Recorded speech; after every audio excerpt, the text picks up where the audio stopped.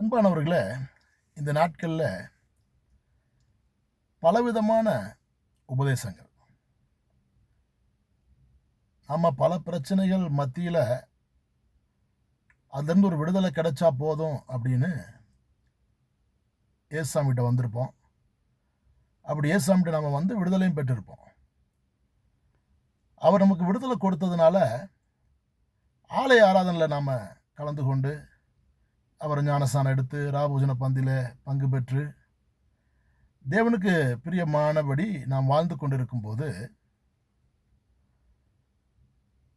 இந்த நாட்களில் திடீரென்று வேறு விதமான உபதேசங்களை நாம் சந்திக்க நேரிடுகிறது, கேட்க நேரிடுகிறது. சிலர் வந்து நீங்கள் எடுத்த ஞானஸ்நானம் சரியில்லை, நீங்கள் ஞாயிற்றுக்கிழமை ஆராதனைக்கு போகக்கூடாது, சனிக்கிழமை தான் போகணும், இந்த மாதிரி பலவிதமான உபதேசங்கள். இந்த நாட்களில் என்ன செய்யுதுன்னு சொன்னால், நம்ம ஆண்டவருக்கு பயந்து ஆலயத்துக்கு போய்கொண்டிருக்கிற நாம் சந்திக்க நேரிடுகிறது. நாம் நன்றாய் புரிந்து கொள்ள வேண்டும். வேதம் சொல்லுகிறது, ஒருவன் கிறிஸ்துவுக்குள் புது சிருஷ்டியாக இருக்கிறான் என்று சொல்லுகிறது. என்னைக்கு நாம் இயேசுவை ஏற்றுக்கொண்டோமோ அந்த இயேசுனால தான் நம்முடைய வாழ்க்கையில் ஒரு விடுதலை, ஒரு சமாதானம், ஒரு மகிழ்ச்சி நாம் பெற்றுக்கொள்கிறோம். நாம் ஆலயத்துக்கு போவது எதுக்கு அப்படின்னு சொன்னால், அவருடைய வார்த்தைக்கு கீழ்ப்படியும்படியாக தான் ஆலயத்துக்கு போய் கொண்டிருக்கிறோம். வசந்தப்படி நடக்கிறது எதனால? அவருக்கு பயப்படுகிறதுனால. ஆனால் இங்கே வந்து சிலர் வந்து, நீ பிதா குமாரன் பரிசுத்தாவின் நாமத்தினால எடுத்த ஞானஸ்நானம் சரியில்லை, கர்த்தராகிய இயேசு கிறிஸ்து நாமத்தினால தான் நீங்கள் ஞானஸ்நானம் எடுக்கணும் அப்படின்னு போதிப்பாங்க. தயவு செய்து அப்படிப்பட்ட உபதேசங்களுக்கு செவி கொடுத்து நாம் குழப்பம் அடையக்கூடாது. ஏனென்றால் ஆண்டவராகிய இயேசு கிறிஸ்து யோவான் ஸ்நானங்களால் ஞானஸ்நானம் பெற்றார்.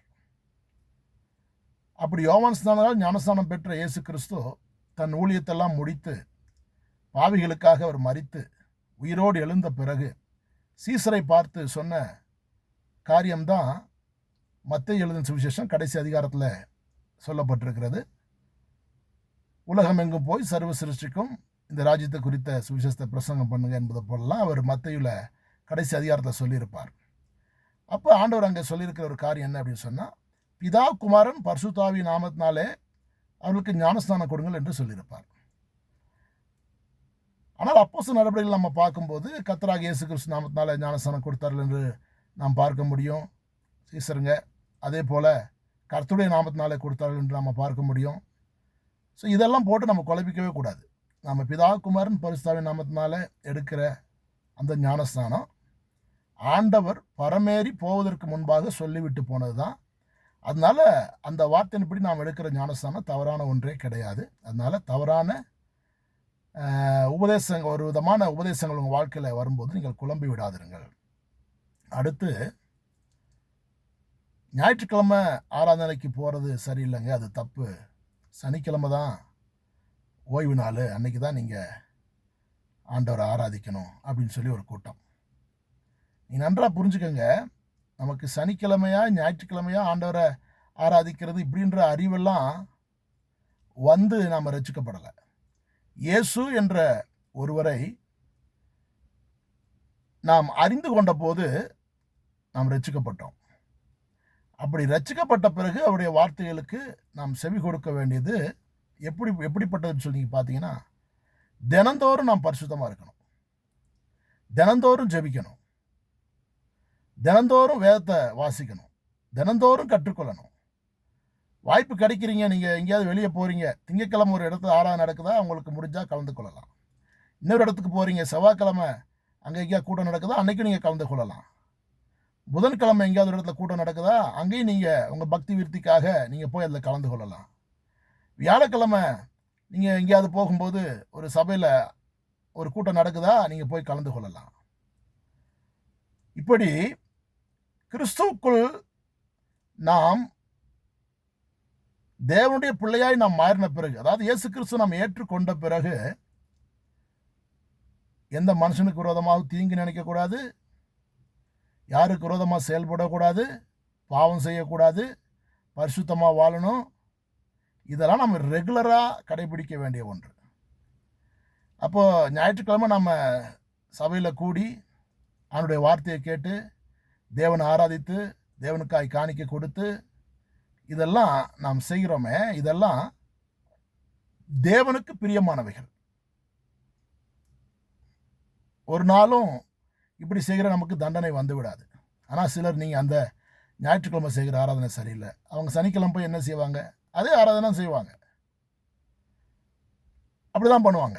ஞாயிற்றுக்கிழமை அவங்களும் தேவனை ஆராதிப்பாங்க, அவனுடைய வார்த்தையை கேட்பாங்க, அவனுடைய வார்த்தையை பிரசங்கிப்பாங்க. ஸோ இதுதான் ஞாயிற்றுக்கிழமை நம்ம பண்ணுறோம். ஆனால் இதை நம்மளை குற்றப்படுத்துகிறாங்களோ அதை நம்ம ஏற்றுக்கொள்ளக்கூடாது. குற்றப்படுத்துகிற அந்த காரியத்தில் நம்ம குழம்பி போயிடவே கூடாது. ஏனென்றால் நீங்கள் பார்த்தீங்கன்னா கொலோசியர் புஸ்தகத்தில் சொல்லப்பட்டிருக்கிற ஒரு வசனம் இப்படி இருக்கும். என்ன அப்படின்னு சொன்னால், உங்கள் பாவங்களினாலேயும் உங்கள் மாம்ச விருத்த சேதனம் இல்லாமையினாலேயும் மரித்தவர்களாயிருந்த உங்களையும் அவரோட கூட உயிர்ப்பித்து அக்கிரமங்கள் எல்லாவற்றையும் உங்களுக்கு மன்னித்து நமக்கு எதிரடையாகவும் கட்டளைகளால் நமக்கு விரோதமாகவும் இருந்த கையெழுத்தை குலைத்து அதை நடுவிடாதபடிக்கு எடுத்து சிலுவையின் மேல் ஆணி அடித்து துரைத்தனங்களையும் அதிகாரங்களையும் உரிந்து கொண்டு வெளியரங்கமான கோலமாக்கி அவைகளின் மேல் சிலுவையிலே வெற்றி சிறந்தார் அப்படின்னு இருக்கும். அதாவது இங்கே சொல்லப்படுதல நமக்கு எதிரடையாகவும் கட்டளைகளால் நமக்கு விரோதமாகவும் இருந்த கையெழுத்தை குலைத்து அப்படின்னு சொல்லப்படுற அந்த வார்த்தை கொலோசியர் புஸ்தகம் 2ஆம் அதிகாரம் 14ஆம் வசனம். அதாவது அந்த நாட்களில் மோசையின் மூலமாக சொல்லப்பட்ட சில கட்டளைகளில் கூட என்ன செய்து இதில் சம்மந்தப்பட்டிருக்கிறது. ஸோ அவைகளையும் என்ன செஞ்சிருக்கிறார் ஆண்டவர், நமக்கு விரோதமாக இருந்த கையெழுத்தை குலைத்து அப்படின்னு சொல்லி பார்க்கிறோம். அப்போது இப்படி இருக்கிறதுனால கீழே 16ஆம் வசனம் சொல்லுது பாருங்கள், இவைகளாம் நம்ம பார்க்குறோம். கீழே 16ஆம் வசனம் சொல்லுகிறது, ஆகையால் போஜனத்தையும் பானத்தையும் குறித்தாவது பண்டிகை நாளையும் மாத பிறப்பையும் ஓய்வு நாட்களையும் குறித்தாவது ஒருவனும் உங்களை குற்றப்படுத்தாதிருப்பானாக. உங்களை ரட்சித்திருக்கிறவர் தேவன், உங்களை ரட்சித்தவர் ஆண்டவர். நீங்கள் கிறிஸ்துவுக்குள் புது சிருஷ்டியாக இருக்கிறீர்கள். நீங்கள் செய்ய வேண்டியதெல்லாம் ஒவ்வொரு நாளும் ஜெபம் செய்வதும், ஒவ்வொரு நாளும் உங்களை பரிசுத்தமாய் காத்துக்கொள்வதும், ஒவ்வொரு நாளும் வசனத்தின்படி நடக்கிறீர்களா என்பதில் கவனமாக இருப்பதும் தான். இங்கே இந்த வார்த்தை சொல்லுகிறது, ஓய்வு நாளை குறித்தாவதும் ஒருவனும் உங்களை குற்றப்படுத்தாதிருப்பானாக என்பதை போல என்று அந்த வார்த்தை அங்கே சொல்லியிருக்கிறது. ஆகினால் அன்பான தேவனுடைய பிள்ளைகளை, நீங்கள் இயேசுவை ஏற்றுக்கொண்டிருக்கிறீங்க அப்படின்னு சொன்னால் பாவத்துக்கு உங்களை விலக்கி காத்துக்கொள்ளுங்க. பாவம் செஞ்சீங்கன்னா, ஒருவேளை உங்கள் வாழ்க்கையில் பாவம் வந்துருச்சுன்னா ஆண்டுகிட்ட போய் மன்னிப்பு கேளுங்க. என்னை மன்னிச்சிடுங்கப்பா, உங்கள் ரத்தம் என்னை கழுவுங்கன்னு சொல்லுங்கள். நீங்கள் அந்த நேரமே கிறிஸ்துவோட ஒப்புரவாகி விடுவீங்க. திரும்பவும் நீங்கள் உங்கள் வாழ்க்கை கிறிஸ்துவுக்குள்ளே என்ன செய்யணும்னு சொன்னால், நீங்கள் அந்த கிறிஸ்துவோட ஐக்கியம் கொண்டு நடக்க முடியும். ஆகையினால் வேண்டாத குழப்பங்களுக்கு இடம் கொடுக்காமல் தொடர்ந்து ஆண்டவருக்காக பிரயாசப்படுவோம், கனி கொடுப்போம். கர்த்தருடைய நாமம் நம் மூலமாய் மகிமைப்படுவதாக. தேவன் உங்களை ஆசீர்வதிப்பாராக. ஆமென்.